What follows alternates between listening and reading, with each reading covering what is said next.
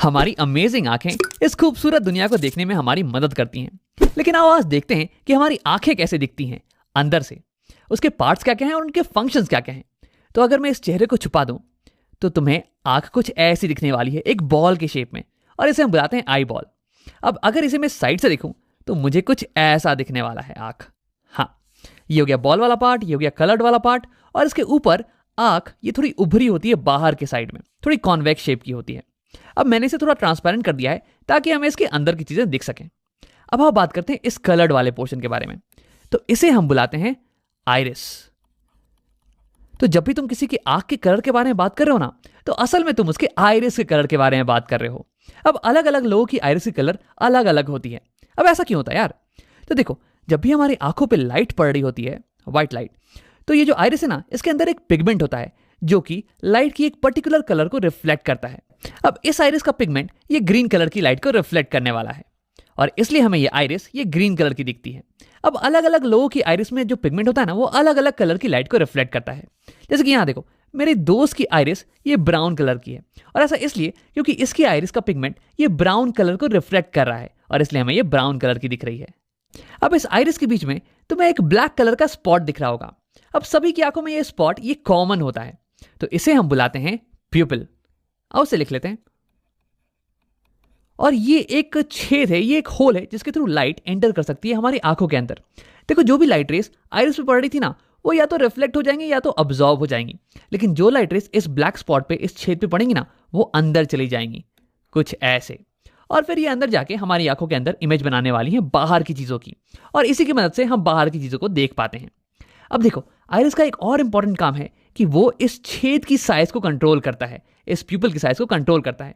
देखो, जब बाहर दिन का टाइम हो रहा हो, दोपहर का टाइम मान लो, तो बहुत रोशनी होने वाली है, तो उस टाइम बहुत ही लाइट रेस तुम्हारी आंखों के ऊपर पड़ने वाले हैं।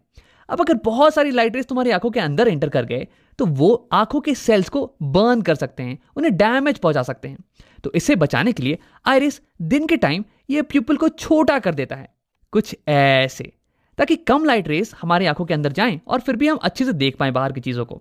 लेकिन शाम के समय जब बाहर की रोशनी बहुत ही कम हो, तब तो हमें ज्यादा रोशनी चाहिए होती है बाहर की चीजों को देखने के लिए। तो उस टाइम आइरिस इस छेद को, इस प्यूपिल को बड़ा कर देता है, कुछ ऐसे, ताकि अब ज्यादा लाइट रेस हमारी आंखों के अंदर जाएं और हम बाहर की चीजों को क्लियरली देख पाएं। तो यानी कि हमारी आइरिस ये खिड़की पे लगे हुए पर्दे की तरह काम करती है। जब बाहर दोपहर का समय हो तो तुम पर्दे को ऑलमोस्ट पूरा क्लोज कर देते हो ताकि बहुत ही कम लाइट रेस अंदर आ पाए, और जब शाम का समय हो तो तुम पर्दे को ऑलमोस्ट पूरा खोल देते हो ताकि ज्यादा रोशनी अंदर आ पाए और तुम चीजों को देख पाओ। अब देखो, यही एक्सपेरिमेंट तुम खुद घर पे भी कर सकते हो। एक डार्क रूम में जाना और फिर शीशे के सामने खड़े होकर अपने प्यूपिल को देखना। देखो, इस समय तुम्हारी प्यूपिल ये बहुत ही बड़ी होगी, लेकिन जैसे ही तुम लाइट को ऑन करोगे ना, तो वैसे ही तुम्हारी प्यूपिल ये छोटी होती चली जाएगी। अब आओ बात करते हैं आई के कुछ और पार्ट्स के बारे में। उसके लिए मैं इस आइरिस को यहां पे छुपा देता हूं। मैंने यहां पे आइरिस का क्रॉस सेक्शन बना दिया है। ये ग्रीन वाला पार्ट ये हो गया आइरिस, और ये बीच में जो होल है ये हो गया प्यूपिल। लाइट इसके थ्रू एंटर करेगी और फिर ये मिलने वाली है इस कॉन्वेक्स शेप के लेंस से। ये हो गया हमारी आंखों का लेंस, आई लेंस। देखो, इसका काम है कि इनकमिंग लाइट रेस को फोकस कर देता है इस पीछे वाली सरफेस पे, और फिर यहां पे एक क्लियर इमेज बन जाती है। अब देखो, ये बल्ज्ड पोर्शन है, उभरा हुआ पोर्शन, इसे हम बुलाते हैं कॉर्निया। इसे हम बुलाते हैं कॉर्निया। लाइट रे जब हमारी आंखों पे पड़ती हैं तो सबसे पहले ये कॉर्निया से ही मिलती हैं, उसके बाद ही अंदर जाती हैं। अब देखो, कॉर्निया और लेंस के बीच का पोर्शन ये भरा हुआ होता है वाटर से। वैसे 99.9% वाटर होता है, 0.1% कुछ विटामिन और प्रोटीन्स वगैरह होते हैं, और इस पोर्शन को हम बुलाते हैं aqueous humour. Aqueous humour, aqueous का मतलब हो गया वाटरी, क्योंकि ये मैक्सिमम वाटर का ही तो बना हुआ है। अब देखो, कॉर्निया और ये लेंस ये दोनों ही कॉन्वेक्स शेप की हैं, तो ये दोनों मिलके हमारी आंखों की कन्वर्जिंग लेंस सिस्टम बनाती हैं। ये दोनों मिलके इनकमिंग रेस को कन्वर्ज करती हैं ताकि कि एक शार्प इमेज हमें इस पीछे वाले सरफेस पे मिल जाए। अब देखो, मैक्सिमम रिफ्रैक्शन ये कॉर्निया पे ही होता है, क्योंकि जो लाइट रेस एंटर कर रही है ना, वो एयर से आ रही हैं, और फिर कॉर्निया के बाद में वाटर का सिस्टम। तो यानी कि यहां पे maximum change in refractive index होता है, और इसलिए लाइट की मैक्सिमम बेंडिंग ये कॉर्निया के ऊपर ही होती है। उसके बाद लाइट रेस प्यूपिल के थ्रू लेंस पे हिट करती हैं। अब लेंस जो है ना, ये हल्का एडजस्टमेंट प्रोवाइड करता है इन लाइट रेस को, ताकि ये लाइट रेस कंप्लीटली फोकस हो जाए इस पीछे वाले सरफेस के ऊपर ही, और यहीं पे एक फोकस्ड इमेज हमें मिले। अब देखो, इस पीछे वाले सरफेस को इसे हम बुलाते हैं रेटिना। अब अगर इस रेटिना के ऊपर हमें एक फोकस इमेज मिले ना, तो हम उसे क्लियरली देख पाएंगे, उसे क्लियरली रीड कर पाएंगे। लेकिन अगर एक फोकस इमेज नहीं मिल रही है तो हमें बाहर की चीजें धुंधली नजर आने वाली हैं। तो यानी कि रेटिना ये एक स्क्रीन की तरह काम करता है, एक पर्दे की तरह, जिसपे कि इमेज बन सके। अब देखो, तुम ये सोच रहे होगे कि अगर इस पे इमेज बन जाए तो हम इसे कैसे देख पाते हैं। तो ऐसा इसलिए क्योंकि रेटिना जो है ना, ये लाइट सेंसिटिव सेल्स से बना हुआ है। यानी कि उस पे अगर इन सेल्स पे अगर लाइट पड़े तो ये सेल्स एक्टिवेट हो जाते हैं, ये लाइट को फिर इलेक्ट्रिकल सिग्नल्स में कन्वर्ट कर देते हैं। और फिर यहाँ पे क्या होता है, रेटिना पे कुछ नर्व्स होती हैं, ऑप्टिक नर्व्स, जो कि इन सिग्नल्स को, इलेक्ट्रिकल सिग्नल्स को ले जाती हैं हमारे ब्रेन के पास। और हमारा ब्रेन ये कंस्ट्रक्ट कर लेता है कि ये इमेज कैसी होने वाली है, और फिर हमें बताता है कि बाहर की दुनिया कैसी दिख रही है। तो इन नर्व्स को हम बुलाते हैं ऑप्टिक नर्व्स। आओ लिख लेते हैं यहाँ पे। अब देखो, रेटिना और लेंस के बीच का जो पोर्शन है ये भरा हुआ होता है एक जेली लाइक मटेरियल से। इसे हम बुलाते हैं विट्रस ह्यूमर। विट्रस का मतलब हो गया ग्लासी। अब ये ग्लास की तरह कठोर तो नहीं, बल्कि ग्लास की तरह ट्रांसपेरेंट जरूर है, ताकि लाइट इससे पास कर सके। अब देखो, इसका फंक्शन ये होता है कि ये हमारी आई बॉल को सपोर्ट प्रोवाइड करे। अब अगर विट्रस ह्यूमर नहीं होता तो आई बॉल ये स्फेरिकल तो नहीं रह पाती, ये तो पिचक जाती ना। तो यहां हमारे पास हो गया एक्वस ह्यूमर, जो कि वाटरी है, और ये कॉर्निया और लेंस को न्यूट्रिशन प्रोवाइड करता है। और यहाँ पे विट्रस ह्यूमर ये जेली लाइक है, और ये हमारे आई बॉल को सपोर्ट प्रोवाइड करता है। अब आओ एक आखिरी चीज के बारे में बात करते हैं, इन फाइबर लाइक मटेरियल्स के बारे में जिन्होंने हमारे लेंस को पकड़ रखा है। इन्हें हम बुलाते हैं सीलरी मसल्स। अब देखो, ये सीलरी मसल्स ये हमारे लेंस के शेप को बदल सकती हैं। तो हाँ, हमारा लेंस ये एक रिजिड मटेरियल का नहीं बना हुआ है, बल्कि ये एक जेली लाइक मटेरियल का बना हुआ है। और अगर तुम इसे पिचकाओगे ना तो ये पिचक जाने वाला है, और इसकी जो कर्व्ड पोर्शन है ना, ये और ज्यादा कर्व्ड हो जाने वाली है।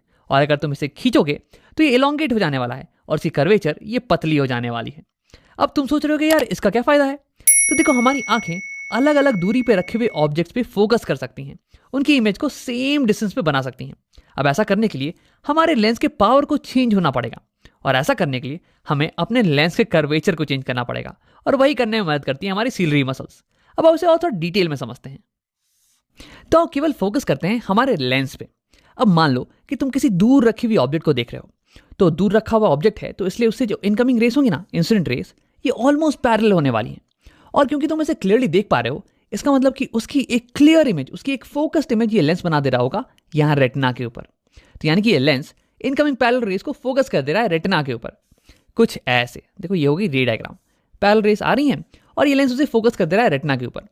अब देखो, इस केस में लेंस इनकमिंग रेस को बहुत ही हल्का रिफ्रैक्ट कर रहा है, बहुत ही हल्का बेंड कर रहा है, कुछ 10 डिग्री का एंगल मान लो।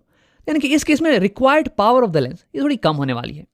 लेकिन अब अगर ऑब्जेक्ट ये तुम्हारी आंखों के पास आ जाए, कहीं यहाँ पे, तो देखो इस केस में जो रेस आ रही होंगी ना तुम्हारी आंखों पे, ये तो डाइवर्जेंट रेस होने वाली है यार, ये तो पैरेलल नहीं होने वाली है। लेकिन देखो, अगर अभी भी तुम पास रखी हुई ऑब्जेक्ट को क्लियरली देख पा रहे हो, इसका मतलब इस ऑब्जेक्ट की भी इमेज बिल्कुल यहीं पे बन रही होगी। तो यानी कि रिफ्रैक्टेड रेस ये तो बिल्कुल ऐसे ही दिखने वाली हैं। लेकिन इस बार लेंस को, रेस को, इनकमिंग रेस को ज्यादा बेंड करना पड़ेगा, ज्यादा मोड़ना पड़ेगा, ताकि वो यहाँ रेटिना पे फोकस्ड हो पाए। देखो, मैं यहाँ पर रे डायग्राम तुम्हें दिखाने वाला हूं, तुम एक बार अमाउंट ऑफ बेंडिंग पे ही फोकस करना। तो यहां तुम देख सकते हो, जब ऑब्जेक्ट पास में आ गया तो ये इंसिडेंट रेस ये डाइवर्जेंट थी और ये ऐसी चली जाती। लेकिन हमारे लेंस ने अब इन इनकमिंग रेस को इतना बेंड कर दिया है, ऑलमोस्ट 45 डिग्री से बेंड कर दिया है, ताकि ये यहाँ रेटिना पे फोकस हो पाए। तो यानी कि जब ऑब्जेक्ट पास में होता है तो लेंस को ज्यादा बेंड करने की जरूरत पड़ती है, यानी कि ज्यादा पावर रिक्वायर्ड है लेंस की। लेकिन जब ऑब्जेक्ट दूर रखा हो तो हमें लो पावर रिक्वायर्ड होती है, लो बेंडिंग रिक्वायर्ड होती है। तो देखो कैसे अलग अलग दूरी पे रखे हुए ऑब्जेक्ट्स पे फोकस करने के लिए हमें अलग अलग पावर की लेंस की रिक्वायरमेंट होती है। अब देखो यार, हमारी आंखों में लेंस तो एक ही है, हम लेंस को तो बदल नहीं सकते हैं। तो हम क्या करते हैं कि लेंस के कर्वेचर को बदल देते हैं, इसे पतला और मोटा करते हैं डिपेंडिंग ऑन किस चीज पे हम फोकस कर रहे हैं। अगर हम किसी दूर की चीज पे फोकस कर रहे होते हैं तो हमें एक कम पावर की लेंस चाहिए होती है, जो कि लाइट रेस को कम बेंड करे। तो उस केस में हमारी सिलरी मसल्स ये रिलैक्स हो जाती हैं, ये हमारे लेंस को इलोंगेट कर देती हैं, ताकि इसकी कर्वेचर ये कम हो जाए और ये लाइट रेस को कम बेंड करे, इसकी पावर कम हो जाए। लेकिन जब हम पास की चीजों पे फोकस कर रहे होते हैं तो उस केस में हमें एक हाई पावर की लेंस की जरूरत होती है, ताकि हम इन डाइवर्जेंट रेस को ज्यादा बेंड कर पाएं। तो उस केस में हमारी सिलरी मसल्स ये लेंस को पिचका देती है, ताकि इसका कर्वेचर ये बड़ा हो जाए और उसके बाद ये ज्यादा बेंड करने लगे, इसकी पावर बढ़ जाए। तो ऐसे ही सिलरी मसल हमारे आई लेंस के शेप को चेंज कर सकती है, इसके पावर को चेंज कर सकती है। तो सिलरी मसल के इसी पावर को हम बोलते हैं पावर ऑफ एकोमोडेशन। अब देखो आगे कुछ वीडियोस में हम इसके बारे में डिटेल में बात करने वाले हैं, तो अगर ये तुम्हें समझ में नहीं भी आया हो ना तो घबराने की कोई बात नहीं है। आओ वीडियो को यहीं पे खत्म करते हैं और इसे समराइज कर लेते हैं। तो इस वीडियो में हमने आई के अलग अलग पार्ट्स और उनके फंक्शंस के बारे में पढ़ा। सबसे पहले लाइट जब हमारे आंखों में पड़ती है तो वो टच करती है कॉर्निया को। देखो कॉर्निया ये आंख के ऊपर ये उभरा हुआ पार्ट होता है और यहीं पे लाइट रे का मैक्सिमम रिफ्रैक्शन होता है, मैक्सिमम बेंडिंग, क्योंकि यहीं पे मैक्सिमम मीडियम में चेंज आ रहा है। अब उसके बाद लाइट जाती है एक्वस ह्यूमर में। अब ये मोस्टली वाटर का बना हुआ होता है और उसके बाद लाइट एंटर करती है आंखों में प्यूपिल के थ्रू, ये ब्लैक वाला पोर्शन, और इस ब्लैक वाले पोर्शन के साइज को कंट्रोल करता है आइरिस। आइरिस हो गया आंखों का कलर्ड वाला पोर्शन। अब इसके बाद लाइट रेस पास करती है लेंस के थ्रू। देखो लेंस का काम होता है लाइट रेस को फाइन एडजस्टमेंट प्रोवाइड करना ताकि इमेज एग्जैक्टली रेटिना के ऊपर ही बन जाए। अब इसमें इसकी मदद करती हैं सिलरी मसल्स जो कि इसके शेप को चेंज कर सकती हैं और इसलिए इसके पावर को भी चेंज कर सकती हैं। अब इसके बाद लाइट रेस पास करती हैं विट्रस ह्यूमर के थ्रू। ये विट्रस ह्यूमर ये आई बॉल के शेप को मेंटेन करके रखता है। अब इसके बाद लाइट रेस इमेज बना देती हैं हमारी रेटिना के ऊपर। रेटिना एक स्क्रीन की तरह काम करता है जिसपे कि इमेज जब बने तो हम उसे क्लियरली देख पाते हैं। देखो रेटिना बना होता है बहुत ही लाइट सेंसिटिव सेल से जिन्हें हम कहते हैं रॉड्स एंड कोन सेल।